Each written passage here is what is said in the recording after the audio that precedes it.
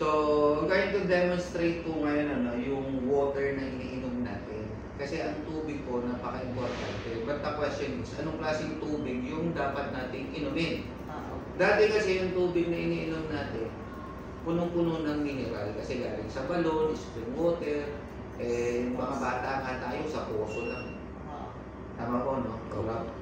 Di pa uso yung mga Gatorade na yan, yung mga energy drinks na yan, no?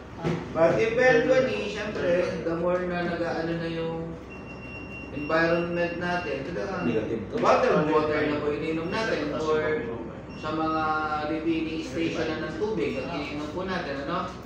But ang nangyari po dyan, nawala na yung mga mineral. Doon meron namang mga mineral water pa rin nabibili. Baka tulad nito, yung binibili natin dyan, mineral water po ito.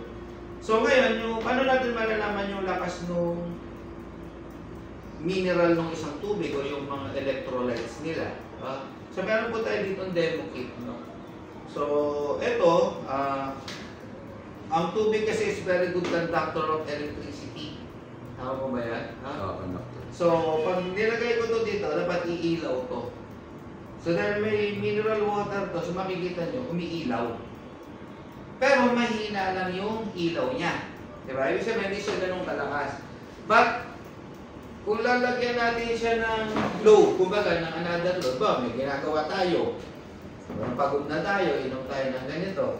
Pag nilagyan natin siya ng electric fan, so nakikita nyo, hindi na siya umilaw. Ibig sabihin, hindi niya na kaya yung load. Kumbaga, wala na siyang ibibigay na lakas sa katawan po natin. No? And in fact, ang tubig po hindi na-absorb ng katawan kung wala po mineral. Kaya tendency niya, mamamanas ka. Isa yan. No? Isang factor po yan. Okay? So, yan. No? So ngayon, tignan natin ito. Alisin ko rin itong ventilador, itong saksakan ng ventilador. Okay? Inumin ko na ito. Yan na. Kaya meron tayo rito distilled water. Yung distilled water, ito sa kailangan na nilalagay na tubig sa baterya. Tama po ba yan?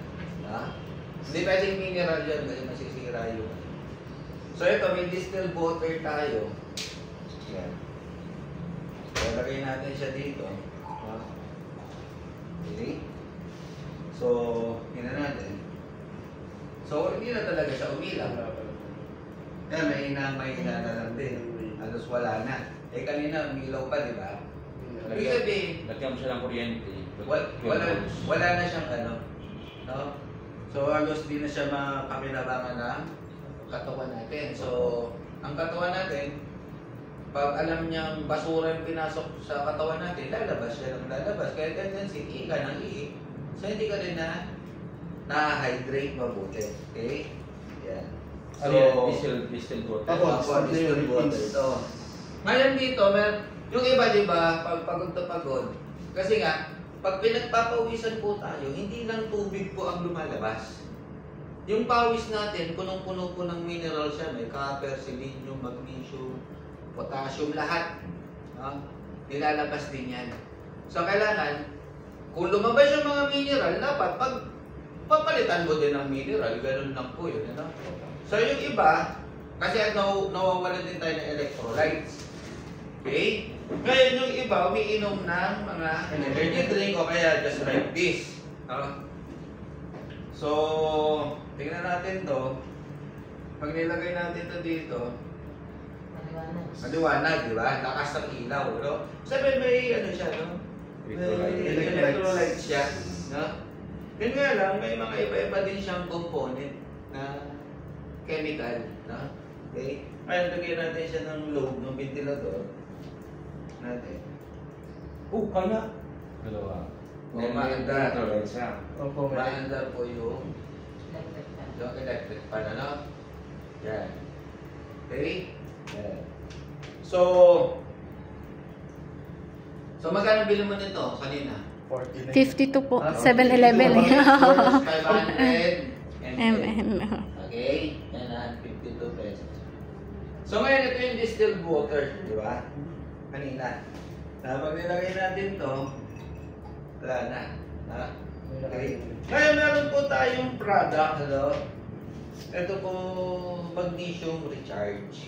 So ito po, meron itong boron, copper, magnesium, selenium, at 84 trace minerals. So this is concentrated. So bali, ang ginagawa nito, parang binabalik niya yung tubig na parang maging spring water. Parang bukal na tubig ulit. Okay? So, yun yan to. Patakan natin to ng mga 10 drops siguro. Yan. Okay? So, ito yung tubig kanina hindi umiilaw na. Hindi napapail. Na-notice nyo po yung lakas? Malakas. Di ba? Dinig na, umuugong. Eh, considering ilang patak lang po yan, ha? Saka, ang liit lang nito. Namantalang ito, puno pa. Tama ba? Ulitin natin to. Pagkapit mo ng konti. Oh. Pag nilagay natin to dito, Walang tunog. bisa hindi ganun ka-power. Tama ba? Kailangan pa siya ng dalagan para light. Oo. Samantalang ito sa atin,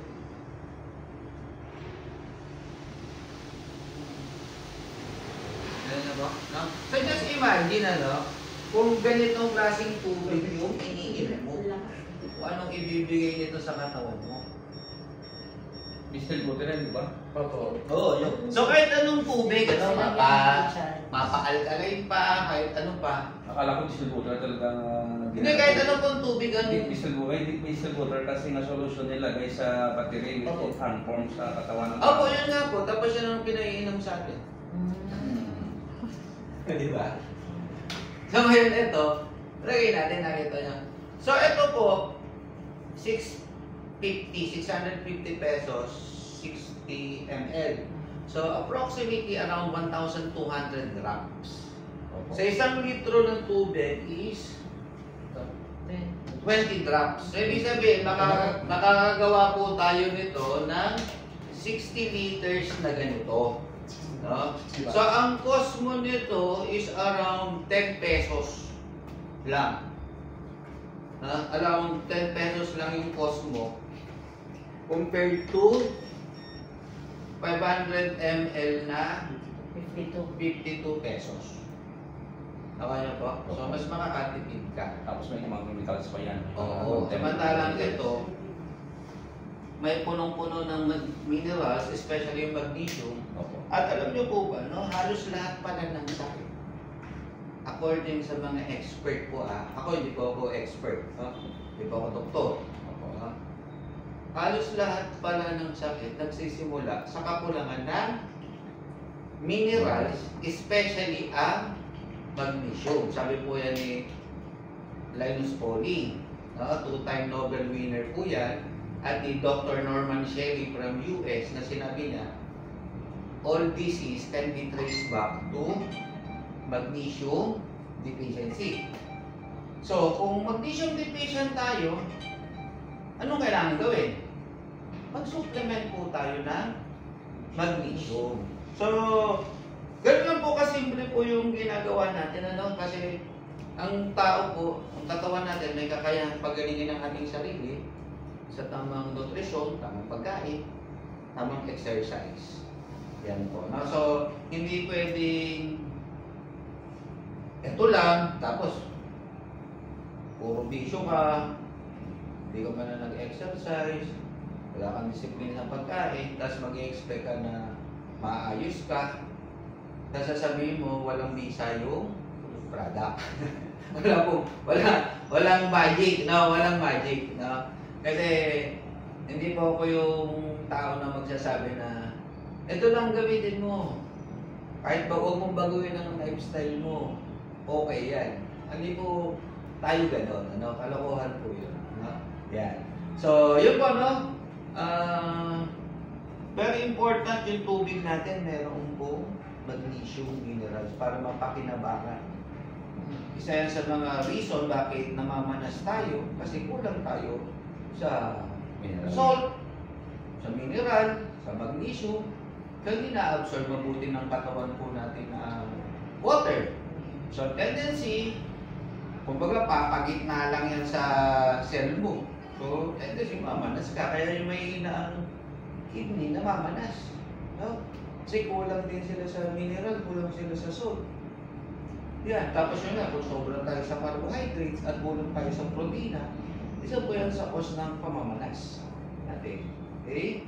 At kung distilled water na ang tubig natin, walang mineral, iihi mo lang din ng iihi yan. So, ibig sabihin, parang pamatig uhaw na lang, hindi para ma-hydrate yung ating mga cells. Yan, ano? Kaya mananotice mo, pag dehydrated yung tao, tuyo. No? Hihina, lagi mas ang ulo, makatulog, yun, ano? Pero inom naman siya ng tubig. Pero ba't ganun? Kasi nga, hindi na-absorb ng katawan yung water dahil walang magnesium, walang mga minerals. Kulang sa electrolytes. So again, nakita niyo yung natin, yung demo po natin, ano? Yan. At lastly, hindi po ito pampatipid ng kuryente. Okay? Yan.